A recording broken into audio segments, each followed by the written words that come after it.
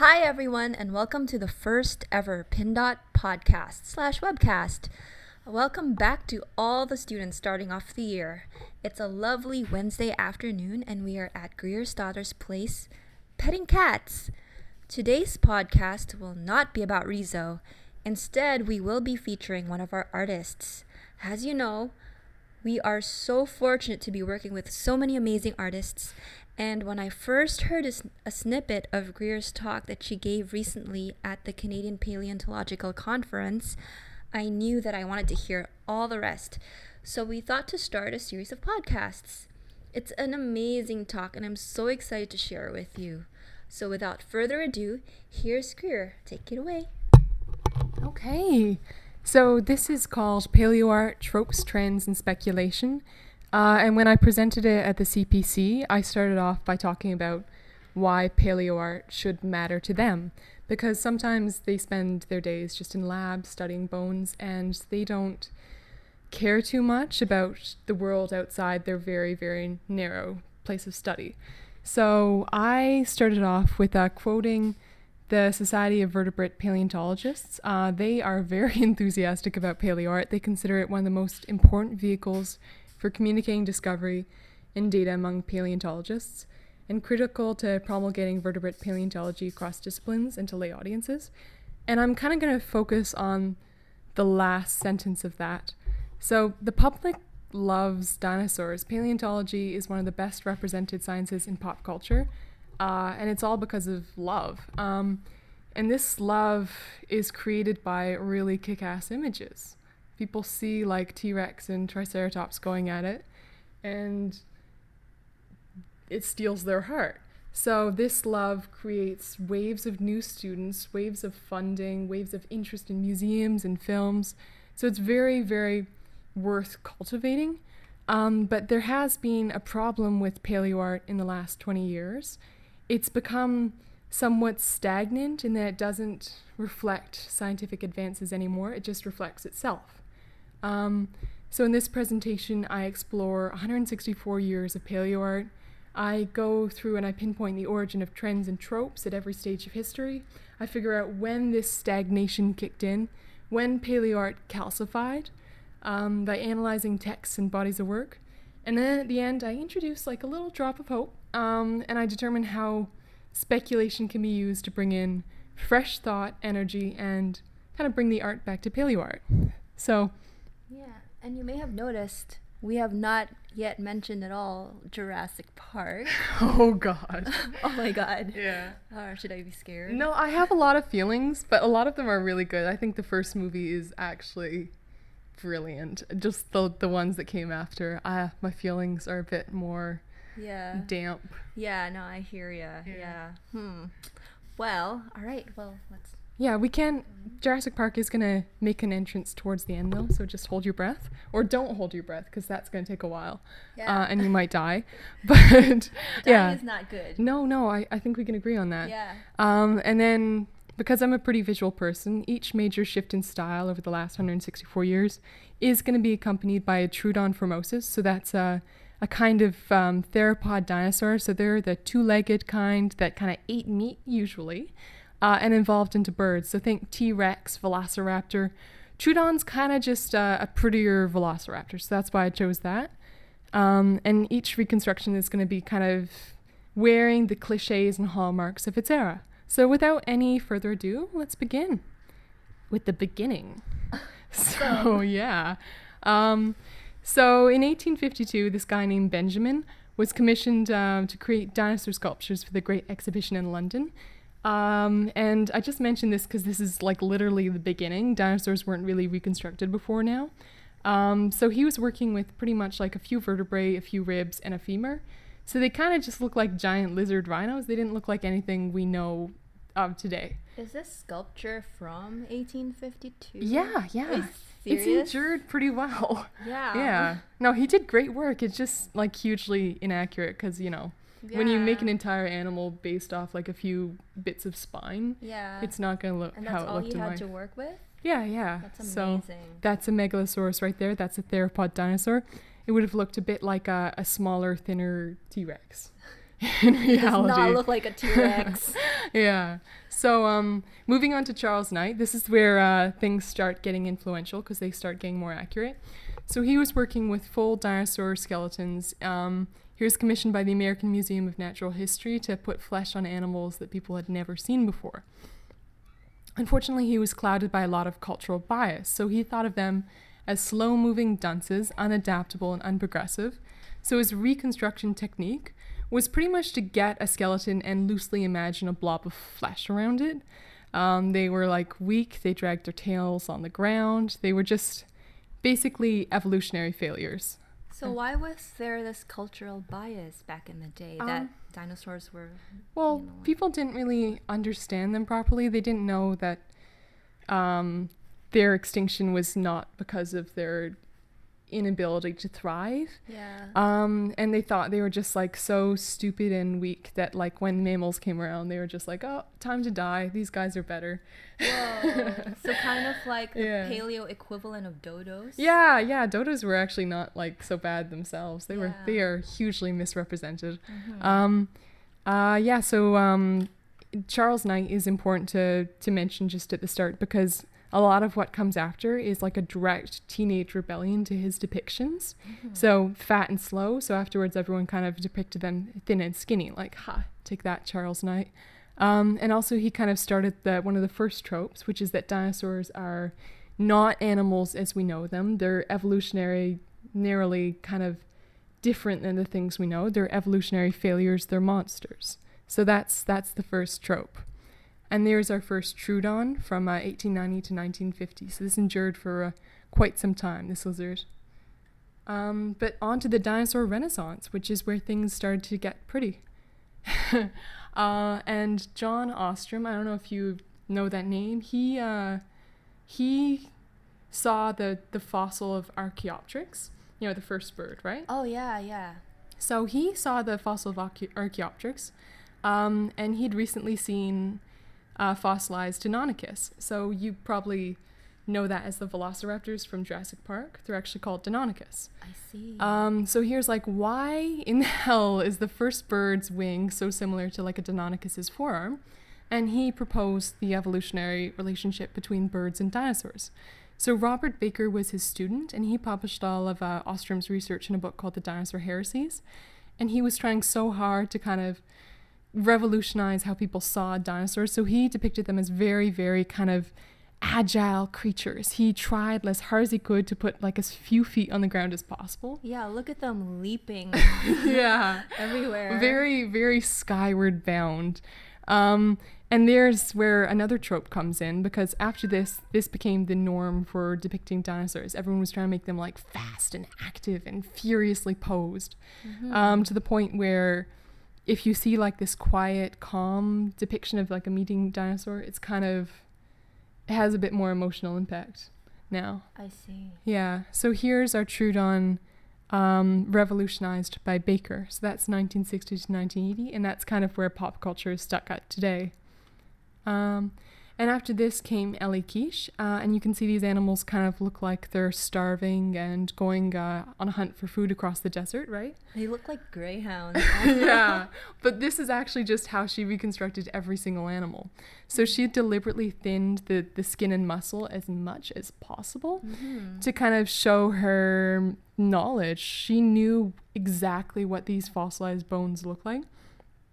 She knew how to rotate them, she knew how to pose them, and she didn't want silly things like fat kind of clouding, what her reconstructions. So you got very, very thin animals reconstructed by her. You see the holes in the face of this dude? Here, I'll just point here. Yeah. These are called fenestrae, and they should not be outlined like that. And then theoretically, it would be filled with muscle and fat. Yeah, muscle and fat and air too. Dinosaurs are a lot like birds in that they have a lot of air sacs to make things lighter. Yeah. So this might have just been filled with air, but it wouldn't have been like indented like that. Yeah. And you can see like the spine is very, very hugged by skin. You can see like the little bones of the thigh poking through there. This is a very sickly animal. It's not correct. So she did this because it was just her style? Or kind of, it was just easier for her to show how well she knew anatomy Oh. by kind of reducing the musculature and the fat. Mm-hmm. Like she was just trying to display her knowledge of the fossils. And paleontologists get pretty happy when like a reconstruction looks just like the fossil, because they can kind of say, oh yeah, I know that, I've studied that, I know every notch of that, and here it is alive and standing up, when in reality most animals don't look very much like their skeleton. So you can see that here. Here's one of her reconstructions on the front cover of National Geographic, with that beautiful S-curved neck. In 1993. Oh yeah, good time ago. And then here's a modern dinosaur, a budgie, with that beautiful S-curved neck, completely hidden, right? It's swallowed by feathers and fat and skin. You can't see it. Yeah. So a lot of animals we know today, like cows and sheep and rabbits and horses, they all have that S-curved neck, but it's never visible like this because it's usually hidden by muscle. So bones should not be so visible. So moving on to Greg Paul, he kind of worked off what she started with the shrink wrapping. This is the late 80s now. Yeah, so we're getting into more modern times. And you'll see like these things that look like nutsacks on these dinosaurs. They're actually the pelvis, and or pelvic bone rather, and it should not be wrapped so tightly like this. So the tropes that he started were kind of screaming dinosaurs. So you'll see a lot of dinosaurs with their mouths wide open. Kind of scenes of hyper violence and predatory action. So a lot of like running around and killing each other. And then here's working off the tropes of Baker too, making like everything in hyper dynamic poses. And then one other thing he started was these flat stage-like planes. You're going to see these really commonly from now on. And it just makes it easier to see all the animals. But as I said before, like with tropes, if you just proliferate them too much, they kind of lose emotional impact. And things that break that trope start having more emotional impact. So one kind of cool thing he did was he took what Ostrom and Baker did, took it a step further and said, okay, so birds are descended from dinosaurs, so why aren't we putting feathers on dinosaurs? Mm-hmm. So he used something called Whitmer's extent phylogenetic bracket approach to kind of infer that, all right, if this is as closely related as this, it should have this too.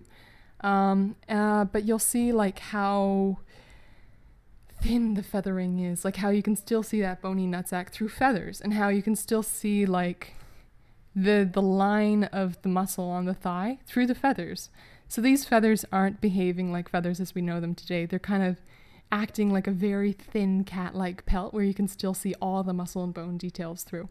And that's not accurate. And that was actually very purposefully done by him so that he could show as much anatomy as possible. So here we have 3 stages of an owl reconstruction. So bones, then bones and muscle, and then the fully fatted feathered owl. And you'll notice that Greg Paul's rendition here of a velociraptor most resembles the owl that just has a bit of muscle on it. Yeah, I can totally see that. Yeah, so it's not like this isn't a fully alive creature. But unfortunately, that was how it was seen at the time, and even to this day. Mm-hmm. There we go. So there's our Troodon now. It's starting to look a lot more bird-like, a lot more accurate, but you can see it's still not quite where we would want it. And here is where the stagnation hits, because for the next 20 years, there are no Ellie Quiches or Bakers who kind of step up and push things along with their tropes. Mm-hmm. And everyone is kind of referencing old art to make their art accurate. They're not referencing the latest science. So you'll see here, you can notice all the tropes that we've talked about so far in these 2 images. So let's start from the beginning. Charles Knight's idea that they're monsters, that's there. Ellie Quiche's shrink wrapping, that's there. Baker's kind of dynamic posing, that's there. Greg Paul's open mouth screaming, flat stage-like planes, and just hyperviolence. Like, this is just a collection of tropes in these 2 images. And with tropes, like, if you know what you're going to see in an image before you even look at it, like, why do you care?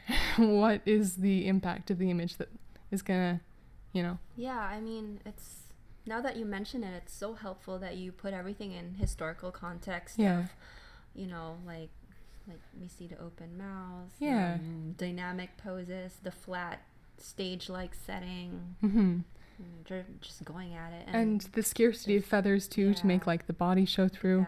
Yeah, and like you can see the visible fenestra in the face, shrink wrapped there. Yeah, it looks like a turkey. Yeah, I actually like that he made them look like turkeys. I just wish they looked more like, feathered turkeys as we know of them today. Right, probably turkeys look nothing like skeletally. They look nothing like what they do in real life. Oh they're God, so like they're such blobs. puffy. They're so good.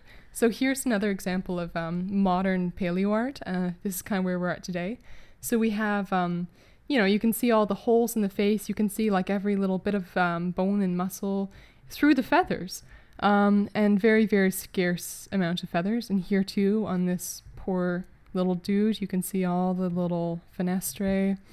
And then this is a screenshot from a dinosaur revolution, and this is probably like the best of modern paleoart that's mainstream, because these animals do look very much like birds. But you'll see like the feathering is still not like we know of it today. You can still see all the leg details. You can still see the pelvis clearly. The wings are not very full.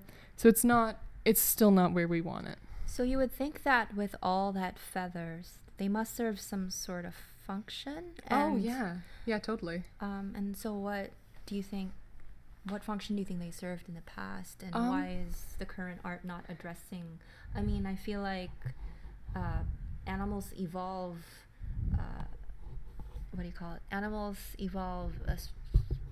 structures. It has to help them survive in some way. Yeah. So it's actually really interesting because people are so incremental with how they put on feathers, because they're like, okay, well, they're not full birds. They can't fly. Why do they need wings, right?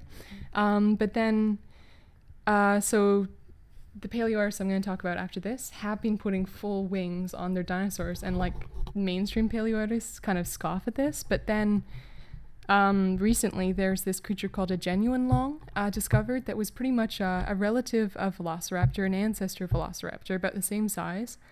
And it had a 6-foot wingspan. So its feathers preserved. It had beautiful wings that looked fully formed for flying, but it was much too big and heavy to fly.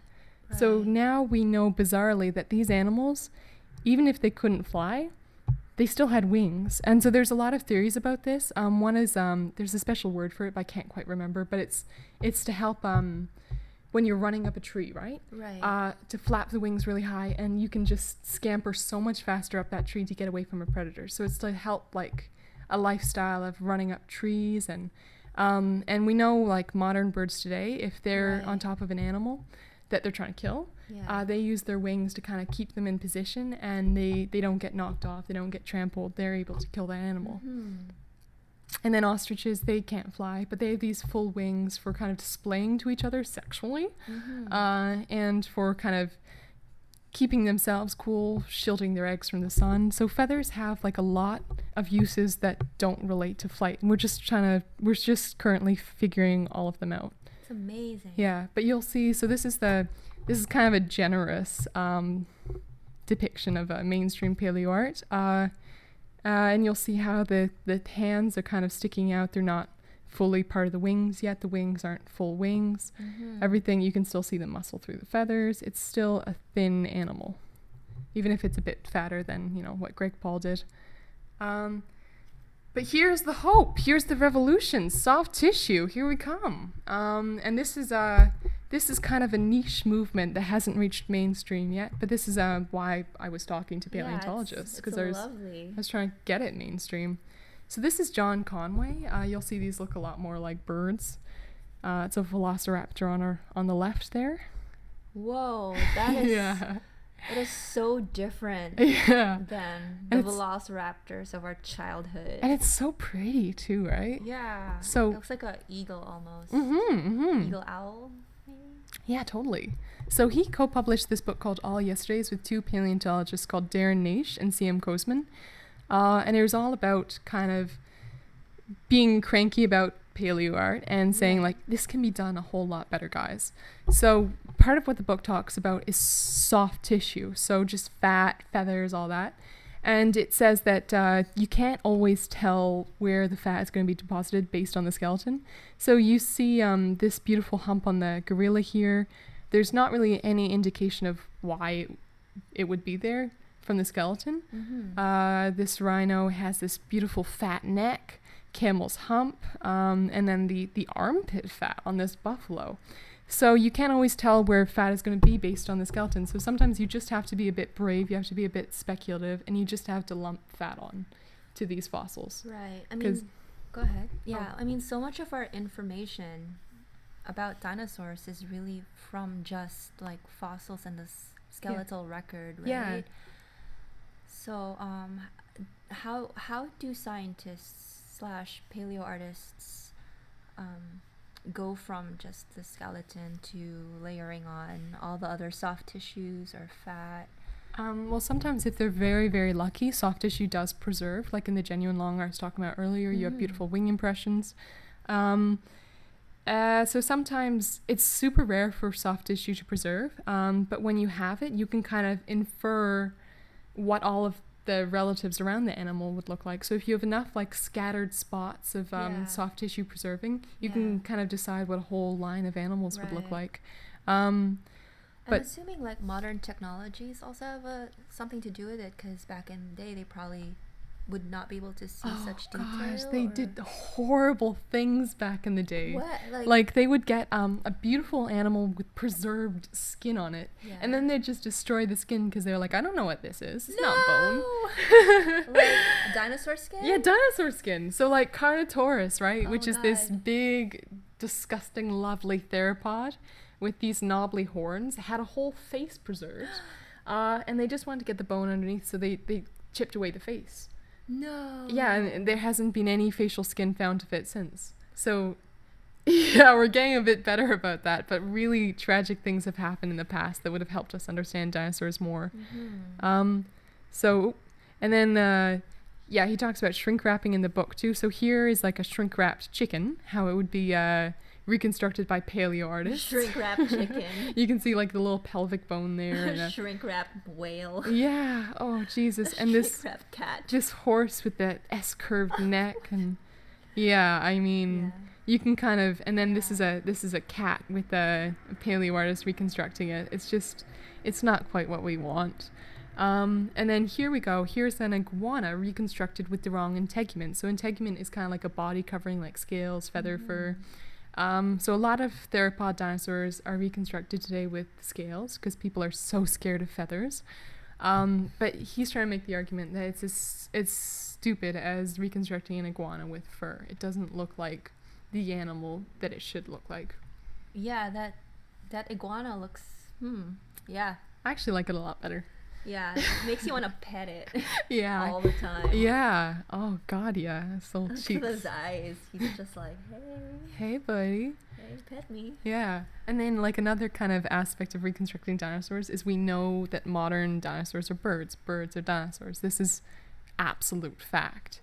And we know that like one of the most gaudy, ridiculous animals on this earth today, birds. So this entire thing is a bird of paradise.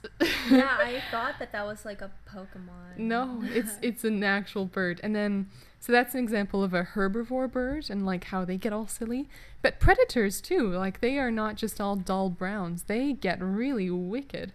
So this is actually a bird that uses makeup. What? So it's white, but it will kind of roll in clay and stain its feathers to make them this beautiful red and yellow. So dinosaurs really like their cosmetics. They are super into sexually selecting partners based on their looks. So in the past, dinosaurs would have looked really cool. Like, yeah. So like this is missing from Paleoart. All this fun stuff is currently missing from Paleoart, and it's such a lost chance. So then here's another example of him breaking a trope. So no more flat stage-like plains. Here's some sauropods in a hill. Yeah, in a more natural setting. Yeah, and you can kind of imagine them as animals that were alive. Like maybe you're on a hike, you look to your right, you see this. That's kind of what he's trying to get at. And maybe sauropods don't look like that either. Oh man, I don't know. I hope they don't, because I think they're kind of ugly. Not like his painting of them, but I just think sauropods as an animal are just a bit Right. Yeah. Do you think sauropods had feathers as well, or No, is there any evidence? I think there's they've found skin impressions of scales on them. Mm-hmm. So I don't know if so like modern mammals that have grown very large have kind of lost their fur, like elephants and rhinos. Yeah. But the babies still have like little cute tufts of fur. Yeah. So I don't know if sauropods, like the babies, would have had cute little fluffy faces like ducklings. Oh, I see. But I don't think the adults would have. But it's a Yeah. really cool thing to think about. And so another thing he talks about that I find really neat is behavioral plasticity in dinosaurs. So I'm going to talk about long-tail behaviors for a sec. So there's the frequent knowns, which is behaviors that are frequent that we know happen. So we know that like cats eat mice and lions eat antelopes. It happens all the time. We know about it. And then frequent unknown behaviors. So something like deer eating baby birds. Yeah, it happens all the time. If they find a baby bird that's like fallen out of the nest, they gobble that shit down. My image of Bambi has just now completely changed. Yeah, they're rude little beasts. Yeah, so people don't know about it though. So that's a frequent unknown behavior. And then an infrequent unknown behavior is a behavior that doesn't happen frequently and then no one really knows about. So elephants can often go in, or not often, they infrequently go into caves to scrape minerals from the walls, and that's how they get salt. But you don't really picture elephants as being in caves. No. Or strolling along glaciers, but that does happen. It's amazing. So here's two images. One is a deer eating a rabbit and a bunch of elephants in a cave. What? So this is a frequent unknown, and this is an infrequent unknown. So going back to the other thing for a sec, paleoart is completely just frequent knowns. There's none of the other tail in paleoart. It's all just T-Rexes eating triceratopses. And this kind of gives like a weird sense of authority, like, oh, we know what they were like. We've seen it before. We've seen it in everything. We've seen it in Jurassic Park. And like this kind of, if you don't ever see anything that surprises you and makes you think, you kind of get a bit lazy in how you think. So images that show frequent unknowns and infrequent unknowns would kind of create more creativity and interest and thought about, oh, we probably don't know these animals at all. Like, we just know their bones. We don't know any of the bizarre things they might have done. True that. And this goes back to why taking care of the art that you make, because it is in the public consciousness. Oh, yeah, totally. Yeah, so you definitely want to highlight once in a while, probably in your art, the other frequent unknowns and infrequent unknowns. Or maybe put more attention to, I don't know. Yeah, no, that's totally right. No idea. That's totally right. That's absolutely the thing. So now this is the last artist we're going to talk about. So we've reached 2010 and Emily Willoughby. So she's an online artist that's emerging. And the kind of cornerstone of her reconstructions is information sharing. So this image here is two Utah raptors on a beach, and you see how they're just kind of walking around calmly. So this is her deliberately trying to break a trope. So they're not running around screaming and ripping things apart. They're just chilling. And like lions just sleep all day. Predators are usually pretty lazy. I mean, looking around this room, we can see two of my cats just conked out. Around. These are vicious predators, but they're just chilling. Yeah. So with the internet has come a lot of blogs run by paleoartists and paleontologists, and a lot of forums, a lot of talking to each other. So when one person kind of figures something out, if they go through enough articles and they piece something together, it can explode and everyone will know it. And then someone else will kind of bounce off that and say, okay, this is true too. And you get like this beautiful amount of information kind of built up that way. So we now have the ability through talking to each other to make reconstructions way more accurate than they were in the past. So that's kind of what Emily Willoughby does. And this is a genuine long, what I was speaking about earlier. This is a velociraptor, pretty much, just a bit older. Amazing. And how large is that? So I think it was a bit smaller than a velociraptor, but it was still like too large and heavy to fly. It does look quite small in this image, but it was a big bird. And it's showing a frequent unknown behavior too, in this image, reacting to itself aggressively, thinking it's another bird. Yeah. So here's an example of just like a piece of information that's been shared among artists to kind of make their art more accurate. So in the past, it's been really common to reconstruct dinosaur wings as just like human arms with feathers attached. But you wouldn't have been able to see like that clearly defined elbow in dinosaurs. And we know this because we have fossilized propatagial tendons. So here's what this tendon looks like in a non-flighted animal, so an ostrich. You can see it's kind of like this curve of flesh here. And you'll also notice that the ostrich has 2 claws. Yeah. 2 fingered claws. It's so cool. Yeah. And then in a flighted bird, the tendon's a lot more obvious. This is a microraptor, so in the same family as Deinonychus and Velociraptor. And you'll see that it's really obvious here, just like here. So we can restore this tendon to the base of Deinonychusauria and probably pass that to things like ostrich mimics. So that's just an example of how we can share information and make our art more accurate in this modern age. And that leaves us with our final Troodon here, and it's just a fat bird now. Right. It's basically from the earlier. I forget what kind of dinosaur it was. The one with the beach illustration. Oh yeah, Utah raptor. Yeah. So it's just like what Willoughby reconstructs. This is a Willoughby style Troodon, and you can see like how we've progressed since 1890 to this fat bird. They were birds all along, guys. But unfortunately, you were lied to. Yeah, absolutely you were, and you should be angry about it. So in 1970, take up arms. Please do. Yeah. 1970 is still where. Gonna get control of this mouse. 1970 is still where our pulp culture is situated. So I did say I was gonna bring back Jurassic Park. Yeah, Jurassic World now. Or yeah, Jurassic World. You guys are stuck in the 1970s. Just stop it. And then modern paleoart in museums or scientific articles or magazines are still stuck between 1990 and 2000. So you'll see like anything on this scale. And we really need to get all reconstructions to 2016, where we are currently.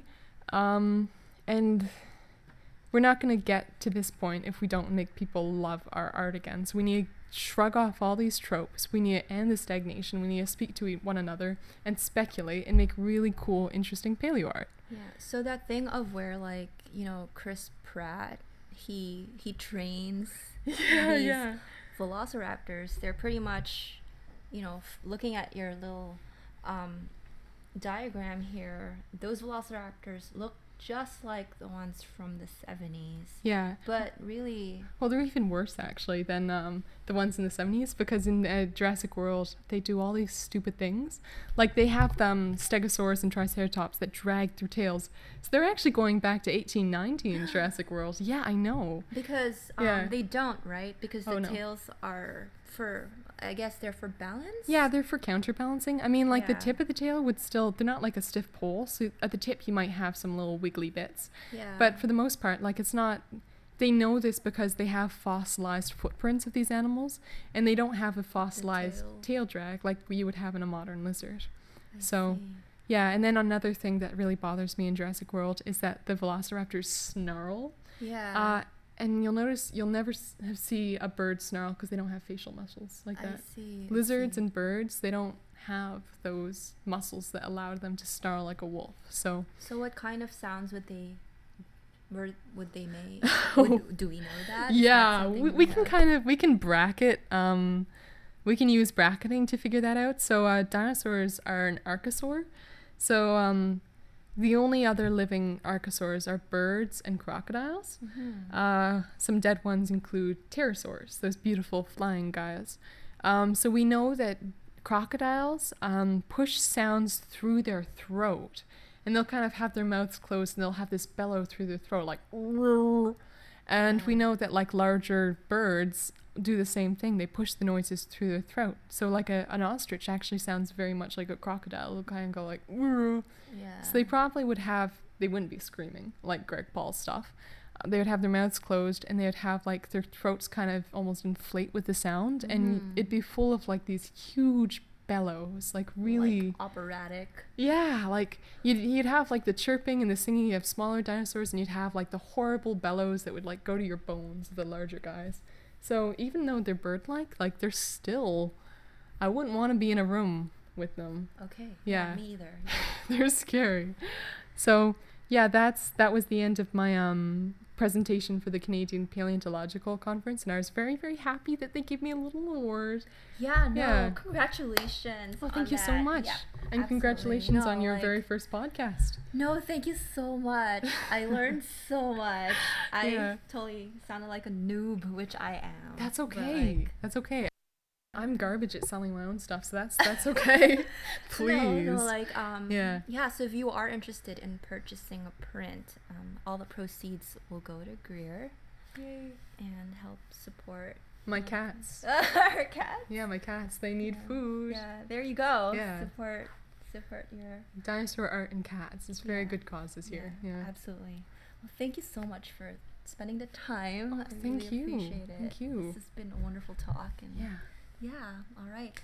Thanks, guys. Thanks for listening in. And if you liked it, we hope to have more podcasts for you in the near future. Yay. Yay. Yay.